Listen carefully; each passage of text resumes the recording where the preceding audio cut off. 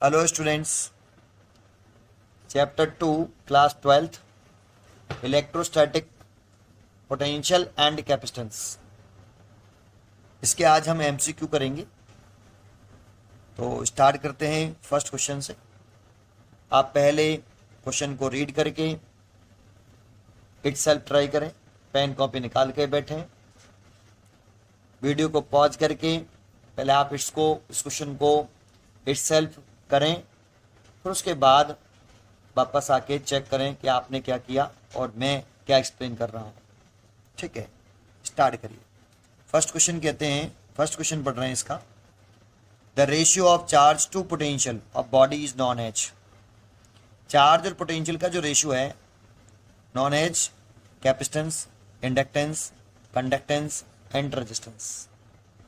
ठीक है, तो आपने पढ़ा होगा कि अगर हम किसी कंडक्टर है, ये कोई कंडक्टर है, बॉडी है, मान लो कोई कंडक्टिंग बॉडी है ये, अगर इस पर कोई चार्ज नहीं है तो उसका पोटेंशियल भी कितना है, जीरो। अगर हम किसी कंडक्टर को चार्ज ना करें, अनचार्ज कंडक्टर है, तो उसके सरफेस पर पोटेंशियल जीरो होगा। लेकिन अगर इस कंडक्टर को हम चार्ज करना स्टार्ट कर दें, चार्ज देना स्टार्ट कर दें, तो इस कंडक्टर का पोटेंशियल भी इंक्रीज होता है। तो चार्ज में और पोटेंशियल में कैसा रिलेशन होता है, डायरेक्ट रिलेशन। अगर हम किस कंडक्टर को चार्ज देंगे तो इसका पोटेंशियल भी राइज करेगा। और किसी प्रोपोर्शनल टर्म को हटाते हैं तो एक कांस्टेंट टर्म आ जाता है, C V. C is a capacitance of a conductor. C is equal to आप लिख सकते हो क्यू बाई वी। यहां से चार्ज और पोटेंशियल का रेशियो क्या है, capacitance of conductor, capacitance of a conductor. ठीक है, दूसरा पॉइंट है, दूसरा क्वेश्चन है, इसके पहली चॉइस हो गई 1 का ए। दूसरा क्वेश्चन है, on moving a charge 20 coulomb by 2 centimetre and 2 joule of work is done, then the potential difference between the points is. देखो, ये दो पॉइंट लेट कर लेते हैं, ए और बी, और इनके जो बीच की सेपरेशन है वो कंसिडर कर लेते हैं हम। कितनी गिवन है, 2 सेंटीमीटर गिवन है बेटा। ये दो पॉइंट कंसिडर किए, इन दोनों पॉइंटों के बीच की सेपरेशन जो है, बिटवीन सेपरेशन जो है वो 2 सेंटीमीटर लेट की। 20 कूलम चार्ज को, ये 20 कूलम चार्ज है, उसको ए पॉइंट से बी पॉइंट तक मूव कराने में क्या पूछ रहा है, आपसे वर्डन पूछ रहा है कि ए से बी तक मूव करने में, सॉरी गिवन है, ए से बी तक मूव करने में कितना वर्डन करना पड़ा। इस 20 कूलम चार्ज को ए से बी तक मूव करने में कितना वर्क करना पड़ रहा है, 2 जूल गिवन है, 2 जूल। फाइंड क्या करना है, the potential difference between the points, A और बी के बिटवीन पोटेंशियल डिफरेंस पूछ रहा है। तो हम फॉर्मूला आपको याद हो, अगर कभी भी किसी पॉइंट चार्ज को एक पॉइंट से दूसरे पॉइंट तक मूव करने में वर्डन पूछे, तो वर्डन ए टू बी, और ये वर्डन जो है एक्सटर्नल फोर्स द्वारा है, किसके द्वारा है, एक्सटर्नल फोर्स। क्या फॉर्मूला होता है, क्यू। यहाँ पे कौन सा चार्ज आता है, जिस चार्ज को मूव करने में हम वर्डन कैलकुलेट करना चाहते हैं, मूविंग चार्ज। जैसे इस क्यू चार्ज को ए से बी तक मूव करने में वर्डन पूछ रहा है, तो इस क्यू चार्ज को ही तो मूव कराना ए से बी, तो यहाँ पे यही वाला चार्ज आएगा, मूविंग चार्ज। विद साइन आएगा, विदाउट साइन आएगा, तो विद साइन। इस जगह पे इसकी वैल्यू हम विद साइन पुट करते हैं।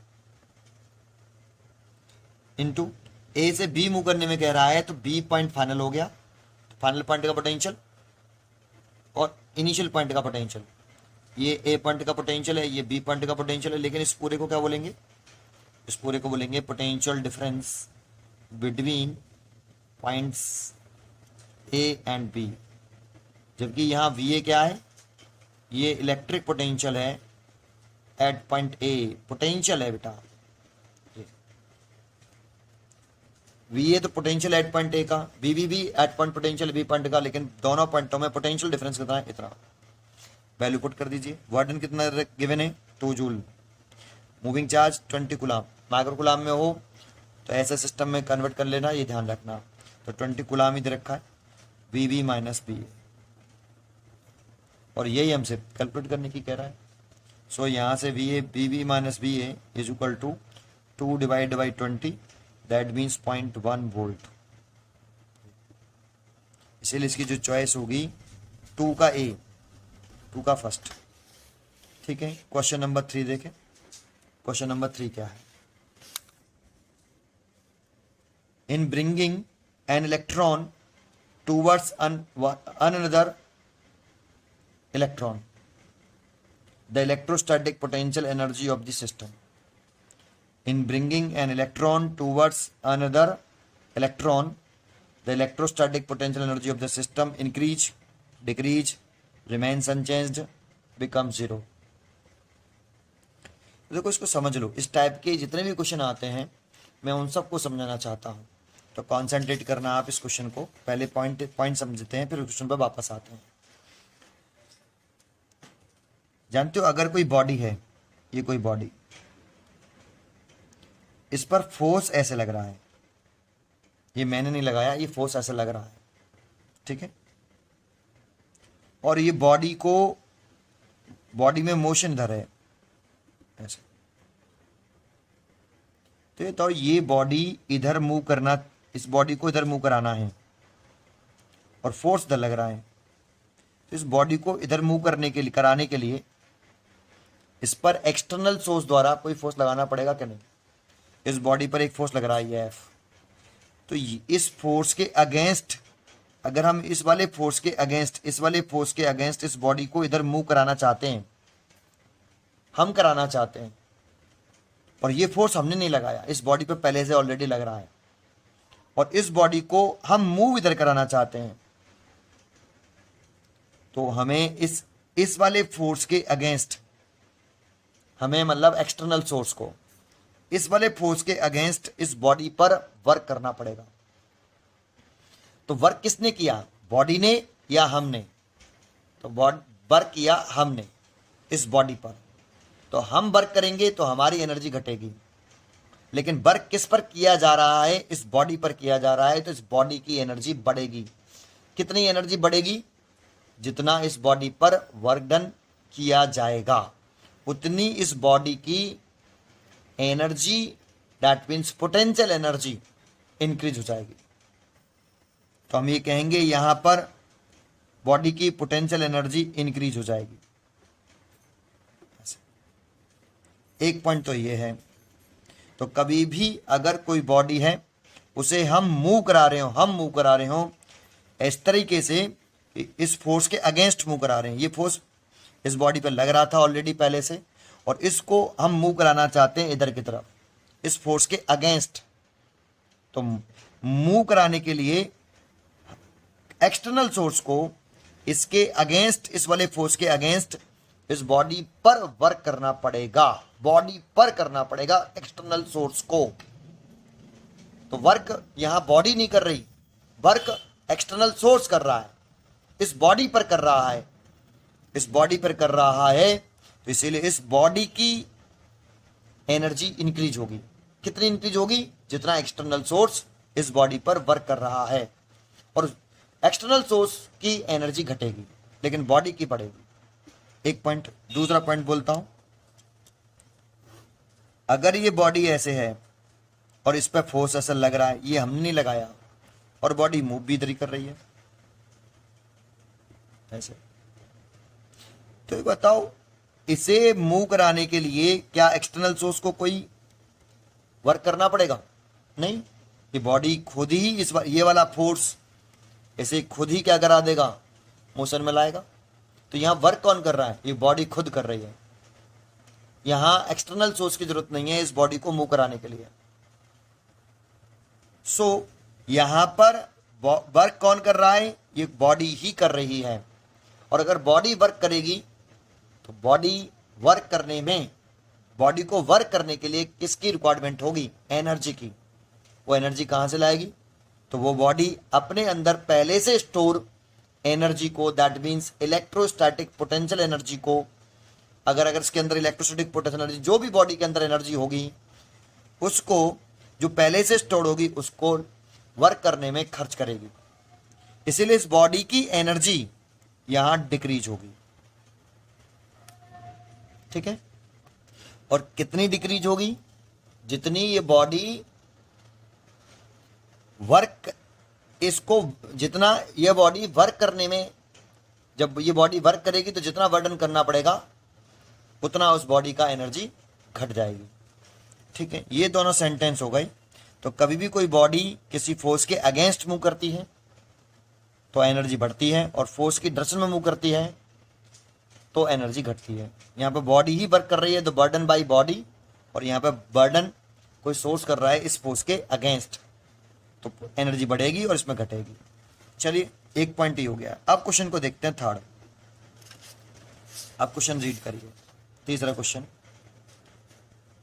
In bringing an electron towards another electron, तो देखो एक इलेक्ट्रॉन ऐसे है और एक इलेक्ट्रॉन है। तो ये इलेक्ट्रॉन एक दूसरे को क्या करते हैं? रिपेल। तो ये इलेक्ट्रॉन इसको रिपेल कर रहा है इलेक्ट्रोस्टैटिक फोर्स से, और ये वाला इलेक्ट्रॉन इस वाले इलेक्ट्रॉन को रिपेल कर रहा है। ये फोर्स मैंने तो नहीं लगाई, लेकिन इन इलेक्ट्रॉनों को हम क्या करना चाहते हैं? पास लाना चाहते हैं। तो मोशन तो ऐसा चाहते हैं, हम एक दूसरे के पास लाना चाहते हैं। तो एक बताओ, इन इलेक्ट्रॉनों को एक दूसरे के पास लाने में इस इलेक्ट्रोस्टैटिक रिपल्सिव फोर्स के अगेंस्ट एक्सटर्नल सोर्स को वर्डन करना पड़ेगा इन इलेक्ट्रॉनों पर। तो वर्डन कौन कर रहा है? इलेक्ट्रॉन या एक्सटर्नल सोर्स? तो एक्सटर्नल सोर्स इन इलेक्ट्रॉन पर वर्क कर रहा है। तो सोर्स कर रहा है, किस पर कर रहा है? बट इलेक्ट्रॉन पर कर रहा है, तो इसलिए इलेक्ट्रॉन की एनर्जी बढ़ेगी और सोर्स की घटेगी, क्योंकि एनर्जी कंजर्व रहती है। इसीलिए यहां इलेक्ट्रॉनों को जब हम पास लाएंगे तो इस इलेक्ट्रॉनों के जो सिस्टम बनेगा, इसको पूरा सिस्टम बोल रहे हैं, इस सिस्टम की पोटेंशियल एनर्जी जो है वो इंक्रीज हो जाएगी। अगर आपको ये ऐसे समझ में नहीं आता है तो आपने एक फॉर्मूला पढ़ा होगा, उस फॉर्मूले से समझ सकते हो कि ये अगर एक चार्ज है Q1, ये दूसरा चार्ज है Q2, और इनके बीच की सेपरेशन है R, तो इस पूरे सिस्टम की पोटेंशियल एनर्जी कितनी होती है? चार्जेस की potential energy U is equal to होता है 1/4πε0 Q1 Q2 over R square. ये अब ये ध्यान रखना, ये पोटेंशियल एनर्जी एक स्केलर क्वांटिटी है। तो यहां पे जो Q1 और Q2 की जो वैल्यू पुट करते हैं विद साइन पुट करते हैं। जब भी ये क्वांटिटी स्केलर होती है, जैसे इस वाले क्वेश्चन में मैंने कहा कि यहाँ पे विद साइन पुट करते हैं, क्योंकि जो वर्डन है वो एक स्केलर क्वांटिटी है, और स्केलर क्वांटिटी कभी भी हो जो हम कैलकुलेट कर रहे हैं तो चार्ज की वैल्यू विद साइन पुट करते हैं।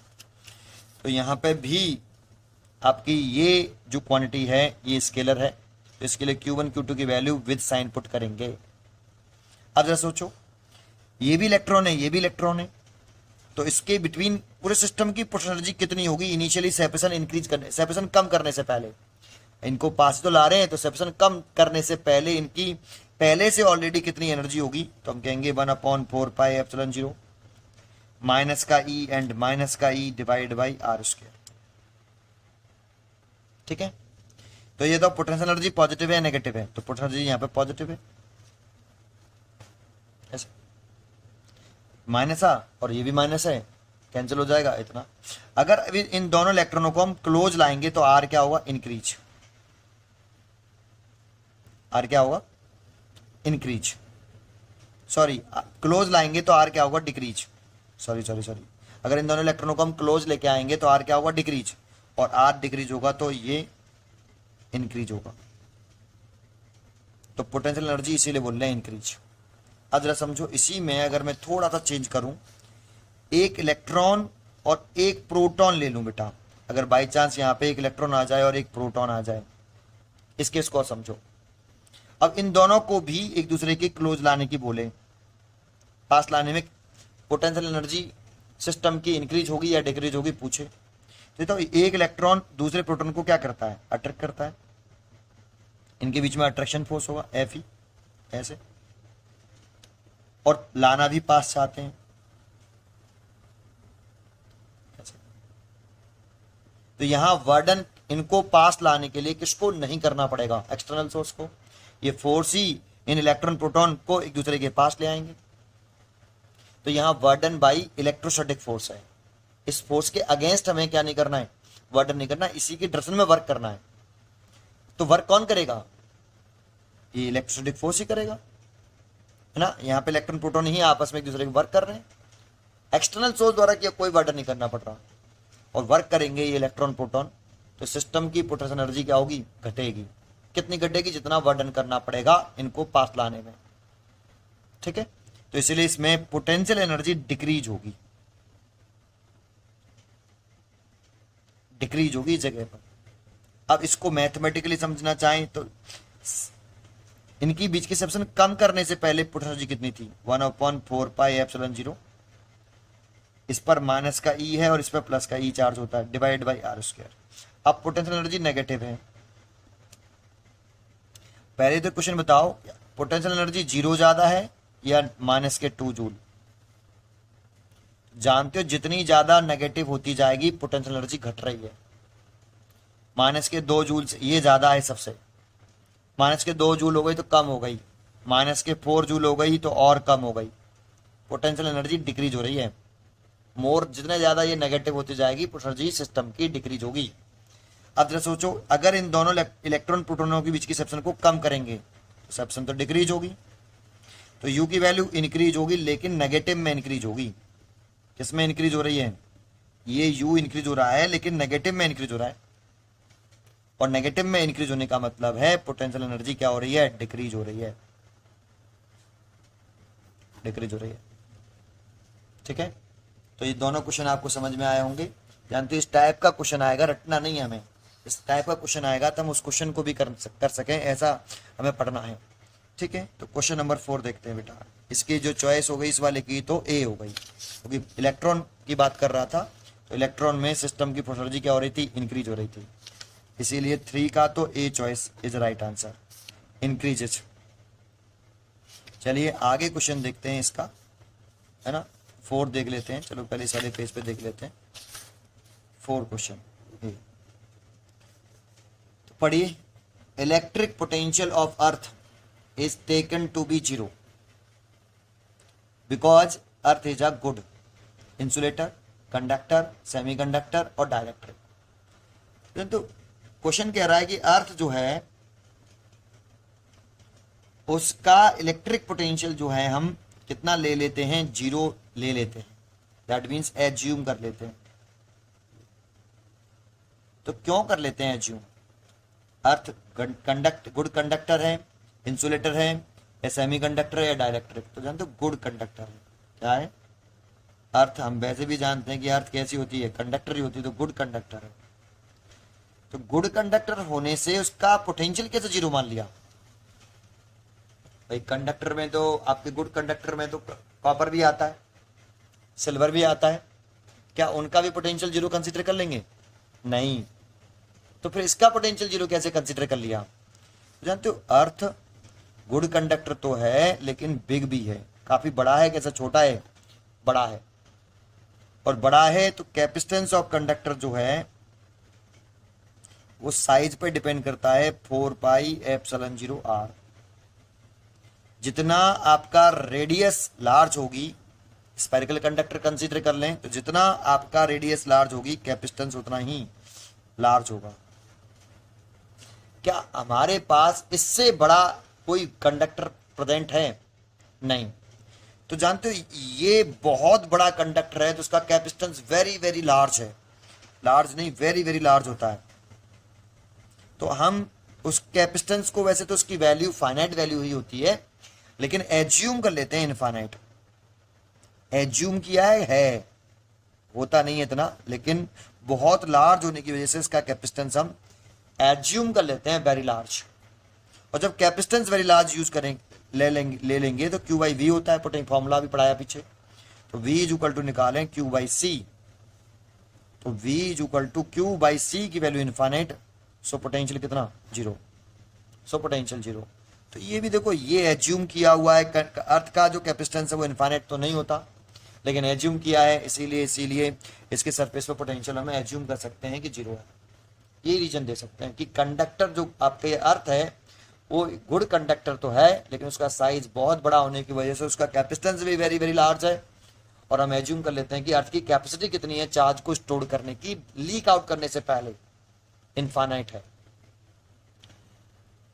जानते हो कैपेसिटी किसे कहते हैं? किसी कंडक्टर में मैक्सिमम चार्ज स्टोर करने की ability before leak out, maximum charge store करने की एबिलिटी कैपेसिटी कहलाती है उस कंडक्टर की।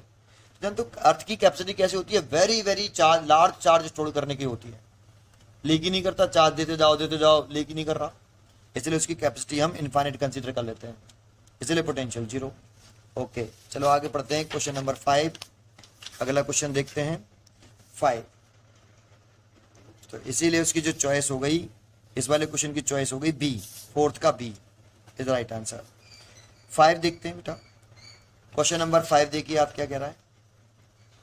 सम charge is given to a conductor, then its potential is maximum at the surface, is maximum at the center, remains the same throughout the conductor, is maximum somewhere between the surface and center। अब एक question का जवाब दीजिए बस केवल। अगर कोई conductor है, मान लो ये स्फेरिकल कंडक्टर ले लिया मैंने, वैसे किसी भी शेप का ले सकते हो, for any conductor, any shape and any size. मैंने स्फेरिकल कंडक्टर शो कर दिया। किसी भी कंडक्टर को अगर हम चार्ज देते हैं तो सारा चार्ज उस कंडक्टर के आउटर सरफेस पर डिस्ट्रीब्यूट होता है। सारा चार्ज इस कंडक्टर के आउटर सरफेस पर डिस्ट्रीब्यूट होगा। इनसाइड द कंडक्टर चार्ज की वैल्यू 0 और इलेक्ट्रिक फील्ड की वैल्यू भी 0। तो inside the conductor, inside the conductor जो इलेक्ट्रिक फील्ड है वो 0 है। देन आपने रिलेशन पढ़ा हुआ E is equal to minus का dV ओवर dr, ये रिलेशन पढ़ा। अब मेरे को छोटे से पॉइंट का जवाब दो पहले। डिफरेंशिएशन में अगर हम किसी भी टर्म का डिफरेंशिएशन करते हैं, अगर वो टर्म कांस्टेंट है, कांस्टेंट टर्म का डिफरेंशिएशन कितना होता है? 0। यहां पर अगर कांस्टेंट टर्म है तभी उसका डिफरेंशिएशन करेंगे तब 0 आएगा। तो E की वैल्यू 0 है तो कब पॉसिबल है? जब V कैसा टर्म हो? कांस्टेंट। अगर V कांस्टेंट होगा तो इसका डिफरेंशिएशन करने पर कितना आएगा? 0 आएगा। तो अगर E की वैल्यू 0 है वो तभी पॉसिबल है जब V मतलब पोटेंशियल डिफरेंस कैसा रहे? कांस्टेंट रहे। तो ये तो इलेक्ट्रिक फील्ड इसके अंदर 0 है, ये पोटेंशियल डिफरेंस नहीं है, पोटेंशियल केवल क्या? V या पोटेंशियल, dV होता है पोटेंशियल डिफरेंस। V कैसा है? पोटेंशियल है, पोटेंशियल। तो पोटेंशियल कैसा है? कांस्टेंट। अगर पोटेंशियल कांस्टेंट रहेगा तो इसके इनसाइड जो है वो पोटेंशियल कैसा रहता है? कांस्टेंट रहता है, 0 नहीं होता। देखो भाई E 0 तभी आएगा जब V को कांस्टेंट मानेंगे। V क्या है यहाँ पे? पोटेंशियल। V क्या है यहाँ पे? पोटेंशियल। तो पोटेंशियल आपका कांस्टेंट रहेगा तभी E 0 पॉसिबल है। तो इसके इनसाइड कोई से भी 2 पॉइंट का पोटेंशियल इनसाइड कांस्टेंट रहेगा, और कांस्टेंट रहेगा तो हम ये कहेंगे कि इसके इनसाइड कोई से भी 2 पॉइंट ले लो आप, पोटेंशियल कैसा रहेगा? कांस्टेंट रहेगा। तो सेंटर भी उसी में आता है, सरफेस भी उसमें, सरफेस भी उसके पास आता है, तो कांस्टेंट रहता है बेटा। तो आप ये कह सकते हो remain same, then its potential remain same throughout the conductor. पूरे कंडक्टर के अंदर पोटेंशियल कैसा रहता है? कांस्टेंट रहता है। दैट मीन जितना सरफेस पर पोटेंशियल होगा उतना ही इनसाइड होगा। इनसाइड मतलब सेंटर भी आता है उसमें। जितना सरफेस पर उतना इनसाइड एवरी पॉइंट पर। जितना आपका सरफेस पर होगा उतना ही एवरी पॉइंट पर होगा। जितना सरफेस पर उतना ही एवरी पॉइंट पर होगा। ठीक है। क्वेश्चन नंबर 6 देखें। Equipotential surfaces associated with an electric field which is increasing the magnitude along x direction are plane parallel to yz plane, plane parallel to xz plane, plane parallel to xy plane, coaxial cylinder of increasing radii around the x axis. तो देखो यहाँ जो electric field है ना वो increase हो रही है magnitude wise along x direction. तो देखो जैसे मैं अभी इलेक्ट्रिक फील्ड बना देता हूं, ये इंक्रीज हो रहा है, ऐसे मैग्नीट्यूड में इंक्रीज हो रहा है, इस इलेक्ट्रिक फील्ड का मैग्नीट्यूड इंक्रीज हो रहा है और डायरेक्शन की तरह एक्स एक्सिस. तो इक्विपोटेंशियल सरफेस बनाने हैं. तो आपको मालूम है कि इक्विपोटेंशियल सरफेस के इलेक्ट्रिक फील्ड लाइंस होती हैं वो ऑलवेज परपेंडिकुलर होती हैं. इलेक्ट्रिक फील्ड लाइंस जो होती हैं वो इक्विपोटेंशियल सरफेसेस के ऑलवेज परपेंडिकुलर होती हैं, ऑलवेज परपेंडिकुलर होती हैं. तो अगर ये एक्स एक्सिस के अलोंग हैं तो आपका इक्विपोटेंशियल सरफेस उसके परपेंडिकुलर बनाना है तो इस तरह से बनाना पड़ेगा जिससे इलेक्ट्रिक फील्ड लाइंस उस, ये देखो ये इक्विपोटेंशियल सरफेस हो गया ये वाला, और उसके इलेक्ट्रिक फील्ड लाइंस जो हैं सरफेस के कैसे रहे, परपेंडिकुलर. ऐसे बनाना पड़ेगा, ऐसे. और ऐसे बनाओगे, इस तरीके से अगर बनाओगे तो ये हो जाएगा आपका वाई जेड प्लेन. ये कौन सा प्लेन हो गया, वाई जेड प्लेन, क्योंकि ये तो एक्स एक्सिस हो गई.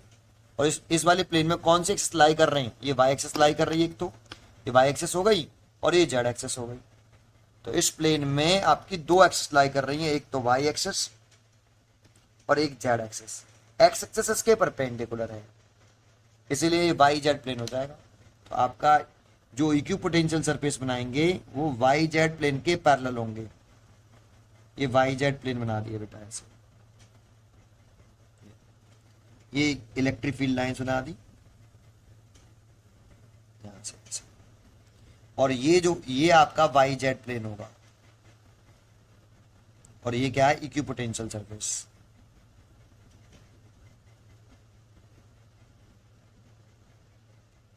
अच्छा, अगर आपसे कहता है यहां दो इक्विपोटेंशियल सरफेस बनाने हैं, अगर मैग्नीट्यूड इंक्रीज हो रहा है, इलेक्ट्रिक फील्ड का मैग्नीट्यूड बढ़ता है, तो E बराबर माइनस का dV ओवर dr. अगर इसको कांस्टेंट कंसीडर करें तो उस वाली कंडीशन में इलेक्ट्रिक फील्ड अगर बढ़ रहा है तो dr घटेगा. तो इलेक्ट्रिक फील्ड अगर ऐसे बढ़ रहा है तो दो इक्विपोटेंशियल सरफेस के बीच की सेपरेशन घटती जाएगी. जैसे अब इसमें एक और वाई जेड प्लेन के पैरेलल बना लूं मैं, एक और प्लेन, ये वाई जेड प्लेन के एक और इक्विपोटेंशियल, दूसरा इक्विपोटेंशियल सरफेस ड्रॉ कर दिया. अब जब हम तीसरा करेंगे ना तो उनके बीच की सेपरेशन यहां कम हो जाएगी, कुछ ऐसे. ये तीनों होंगे वाई जेड प्लेन के पैरेलल ऐसे, लेकिन ये सेपरेशन ज्यादा होगी और ये सेपरेशन कम. ऐसा क्यों? इलेक्ट्रिक फील्ड जैसे जैसे बढ़ेगा तो दूसरी तरफ इलेक्ट्रिक फील्ड का मैग्नीट्यूड इंक्रीज हो रहा है, तो इनके बीच की जो सेपरेशन है वो डिक्रीज होती जाएगी. तो इसकी सेपरेशन डिक्रीज हो रही है. तो ये एक इक्विपोटेंशियल सरफेस हो गया, ये दूसरा, ये तीसरा.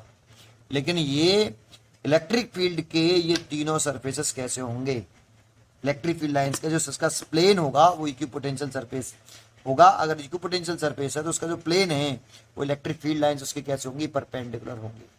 इसीलिए वाई जेड प्लेन बनाया है. ठीक है, तो इसमें तो बस प्लेन पूछ रहा था कैसा, तो plane parallel to Y Z plane. तो यही ए चॉइस करेक्ट है, 6 का ए. 7 चले. अब 7 क्वेश्चन का तो आंसर अभी मैंने दे ही दिया. What is the angle between electric field and equipotential surface? Always 90 degree. कोई भी इक्विपोटेंशियल सरफेस होता है उसके electric field lines always enter करेंगी इक्विपोटेंशियल सरफेस में. एंटर करते समय परपेंडिकुलर, लीव करते समय भी परपेंडिकुलर. एंटर करते समय परपेंडिकुलर और लीव करते समय परपेंडिकुलर इक्विपोटेंशियल सरफेस के ऑलवेज. तो 90 डिग्री 7 का ए. ठीक है.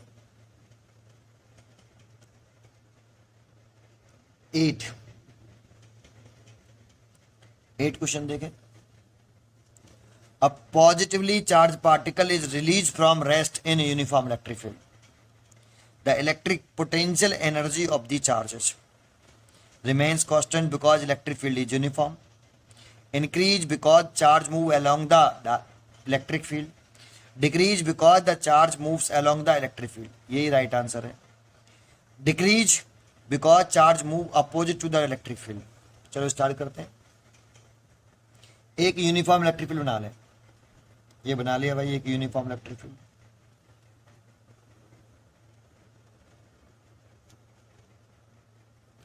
और इस यूनिफॉर्म इलेक्ट्रिक फील्ड में एक charge positive charge particle, positive है ध्यान रखनी है, पॉजिटिव चार्ज पार्टिकल रिलीज करते हैं और रेस्ट में छोड़ दें। यहां रखा और रिलीज कर दिया, रेस्ट में रखा फिर रिलीज कर दिया। जैसे ही आप रिलीज करोगे तो इस पॉजिटिव चार्ज पार्टिकल पर ये इलेक्ट्रिक फील्ड फोर्स लगाएगा। आपको मालूम होना चाहिए कि पॉजिटिव चार्ज पार्टिकल पर जो फोर्स लगता है वो ऑलवेज इलेक्ट्रिक फील्ड की डायरेक्शन में, और नेगेटिव चार्ज पार्टिकल पर जो फोर्स लगता है वो इलेक्ट्रिक फील्ड के अपोजिट उसमें लगता है। तो इसमें फोर्स ऐसे लगेगा, और ये फोर्स इलेक्ट्रिक फील्ड ने लगाया इस चार्ज पार्टिकल पर। तो फोर्स ऐसे लग रहा है तो पार्टिकल मूव भी ऐसे करेगा ऐसे, और ये फोर्स हमने नहीं लगाया, ये फोर्स इस इलेक्ट्रिक फील्ड ने लगाया है। तो वर्डन यहां इलेक्ट्रिक फील्ड कर रहा है, और इसी डायरेक्शन में बॉडी मूव कर रही है और इसी डायरेक्शन में पार्टिकल मूव कर फोर्स लग रहा है। तो इसीलिए यहां पर चार्ज पार्टिकल वर्क कर रहा है इलेक्ट्रिक फील्ड में, तो इसकी एनर्जी घटेगी, तो इसकी एनर्जी डिक्रीज होगी। या बहुत से ऐसे कह देते हैं कि इलेक्ट्रिक फील्ड की जो डायरेक्शन होती है, ये चार्ज जो है इलेक्ट्रिक फील्ड की जो डायरेक्शन होती है वो high potential to low potential होती है। चार्ज पार्टिकल जो मूव कर रहा है high potential to low potential move कर रहा है, तो पोटेंशियल डिक्रीज हो रहा है, सो पोटेंशियल एनर्जी डिक्रीज हो रही है, ऐसे भी बोल देते हैं। लेकिन पहला वाला एक्सप्लेनेशन ज़्यादा बेटर है कि पोटेंशियल एनर्जी डिक्रीज हो रही है क्योंकि चार्ज पार्टिकल जिधर फोर्स लग रहा है उसी डायरेक्शन में मूव कर रहा है, तो वर्डन चार्ज पार्टिकल के द्वारा किया जा रहा है। इसलिए चार्ज पार्टिकल जब वर्क करेगा तो अपने अंदर जो स्टोर एनर्जी है पहले से उसको ही वर्क करने में खर्च करेगा, और उसकी एनर्जी घटेगी। तो एनर्जी घट रही है, इसीलिए आंसर है decreases because charge move along the electric field. ठीक है, ये क्वेश्चन नंबर 9। अब 9 क्वेश्चन में क्या कह रहा है, figure shows some equipotential lines. ये इक्विपोटेंशियल लाइन है, जैसे एक लाइन इधर रखी है, इसके सरफेस पर एवरी पॉइंट पर पोटेंशियल 10 वोल्ट है। ये दूसरी लाइन दे रखी है, इसके सरफेस पर भी 20 वोल्ट है, 30 वोल्ट, 40 वोल्ट, 50 वोल्ट। तो ये फिगर 1 है, ये फिगर 2 है, फिगर 3 है। ठीक है, a charge object is move from point A to B. एक चार्ज ऑब्जेक्ट है, वो ए से बी तक मूव कराने हैं, तो कौन सा वर्डन ग्रेटेस्ट होगा, लीस्ट होगा, या फिर बराबर होंगे, ये क्वेश्चन पूछ रहा है। देखो आप फिगर 1 को देखिए, आप मैं थोड़ा सा इसको पेज को ऐसे कर लेता हूँ, यहाँ बताता हूँ, चॉइस भी छुपा लेता हूँ ऐसे। ये 9 है और इसका हम फर्स्ट फिगर देख रहे हैं। तो अभी मैंने आपको बताया था जैसे वर्डन निकालना हो ए टू बी मूव करने के लिए, यहाँ पे आता है मूविंग चार्ज, और ए से बी मूव कर रहे हैं तो बी बी माइनस बी है। तो फर्स्ट ये फॉर्मूला हो गया। अब जरा चेक करते हैं, पहले वाले फिगर में हम मूव कराएं ए से बी तक तो कितना वर्डन करना पड़ेगा। तो क्यू को ही मूव करा रहे हैं, मान लो ए से बी कर रहे हैं, तो बी पॉइंट का पोटेंशियल कितना है 40 वोल्ट, और ए का 20 वोल्ट। 40 लिखें, 40 वोल्ट यहाँ लिखें और 20 वोल्ट यहाँ लिखें, कितना आया 20 क्यू। इतना वर्डन करना पड़ा भाई जूल। सेकंड फिगर में देखते हैं, अभी सेकंड फिगर ही हो गया। ए पर कितना वोल्टेज है बेटा, ये वाला पॉइंट है ना, इस वाले पॉइंट पर कितना वोल्टेज है 20, और बी पर कितना है, देखो यहाँ इस पर ये 10 है, ये 20 है, ये 30, ये 40, तो बी पर 40 है, इस वाली लाइन पे 50 है, ये 10, ये 20, ये वाली लाइन पहली लाइन 10, ये 20 वोल्ट, ये 30 वोल्ट, ये 40 वोल्ट, ये 50 वोल्ट। तो इस वाले पॉइंट पर 20 वोल्ट है, और इस बी जो बी वाली लाइन बी पॉइंट जिस पर लाई कर रहा है वहां पर 40 वोल्ट है। सेम है, Q 40, बी पॉइंट जिस लाइन पर बी लाई कर रहा है उस पॉइंट का पोटेंशियल 40 है, और ए जिस पॉइंट ये जो पॉइंट लाई कर रहा है ए वो 20 है, तो 20 जूल ही आ गया, 20 क्यू जूल। तीसरे फिगर में देखें, ये 20 है ए 20 पर है और ये वाला बी 40 पर है, तो इसमें भी इतना ही बर्डन आएगा 20 क्यू जूल। ठीक है, सो आप देखिए वर्क डन तीनों में कैसा आ रहा है, तीनों फिगर में सेम आ रहा है। Work done, the work done is in figure first is the greatest, wrong. The work done in figure second is least, wrong हो गया। The work done is same the figure first second and third, तो सी is the right answer. इसका 10 question देखें, question number 10। The electrostatic potential on the surface of charge conducting sphere 100 volt. ठीक है, तो एक conducting sphere है और इसके सरफेस पे कितना पोटेंशियल है, सरफेस पर है 100 वोल्ट पर चार्ज किया गया इसे। Two statement are made in this regarded, two statement are made in this regarded. S1 पहला स्टेटमेंट है ये, statement 1, statement 2। At any point inside the sphere electrical intensity 0। तो अभी हमने पढ़ा कि अगर किसी भी कंडक्टर को चार्ज देते हैं, सारा चार्ज उसके आउटर सरफेस पे डिस्ट्रीब्यूट होता है। ठीक है, तो चार्ज इनसाइड 0 होगा और इलेक्ट्रिक फील्ड भी 0 होगी, तो ट्रू। S1 स्टेटमेंट है वो ट्रू है, electrical intensity inside the sphere कितना रहती है, 0 ही रहती है। अब दूसरा सेंटेंस है, स्टेटमेंट है at any point inside the sphere the electrostatic potential is 100 volt. अभी मैंने पढ़ाया इनसाइड किसी भी पॉइंट का पोटेंशियल सरफेस के बराबर होता है, तो सरफेस पर अगर 100 वोल्ट है तो इसके इनसाइड एवरी पॉइंट पर पोटेंशियल 100 वोल्ट ही रहेगा, तो S2 स्टेटमेंट भी ट्रू है। जानते हो ये एक दूसरे से रिलेटेड भी हैं। इलेक्ट्रिक फील्ड का फॉर्मूला होता है पोटेंशियल डिफरेंस ओवर डिस्टेंस, ऐसे लिख लो इसे, या फिर माइनस के dV ओवर dr लिख लो। ये पूरा पोटेंशियल डिफरेंस है, लेकिन केवल v लिखे तो पोटेंशियल है, ठीक है ना। dV का मतलब होता है चेंज इन पोटेंशियल, तो पोटेंशियल डिफरेंस अपॉन डिस्टेंस। तो आप क्या लिख सकते हो भाई, इलेक्ट्रिक अगर पोटेंशियल डिफरेंस है कोई से भी 2 पॉइंट का, जैसे BB माइनस बी है, डिवाइड बाई डिस्टेंस, ये एक पॉइंट है A और ये दूसरा पॉइंट है B और इनके बीच की सेक्शन है D। अगर इलेक्ट्रिक फील्ड 0 कब आएगा बताइए, ये फॉर्मूला है। इलेक्ट्रिक फील्ड 0 कब आएगा, क्योंकि इनसाइड इलेक्ट्रिक फील्ड इंटेंसिटी कितनी रहती है, 0, तो कब आएगी इलेक्ट्रिक फील्ड इंटेंसिटी 0, इफ अगर E 0 है तो 0 रख दें इस जगह पर, तो BB minus BA divide by D, इसका से मल्टीप्लाई करें तो BB minus BA is equal to 0, तो potential difference 0, but then BB is equal to कितना, BB is equal to VA। तो A और B का पोटेंशियल कैसा, सेम। तो ये जो कह रहा है at any point inside the sphere the electrostatic potential is 100 volt, तो कितना 100 वोल्ट। जितना inside surface, inside every point का पोटेंशियल सेम, सरफेस भी सेम। अगर पोटेंशियल सेम होगा ना, तो पोटेंशियल सेम होगा तभी इलेक्ट्रिक इंटेंसिटी 0 आएगी इनसाइड। तो ये जो चॉइस है ये तो दोनों ही रॉन्ग चॉइस है। पहली वाली सी, S1 is true, S2 is also true, but S1 is the cause of S2, बिल्कुल राइट। सी 10th का सी, 10 का सी इज द राइट आंसर। ठीक है, आज के लिए इतना ही, पढ़ते रहिए एंड खुश रहिए। Thank you.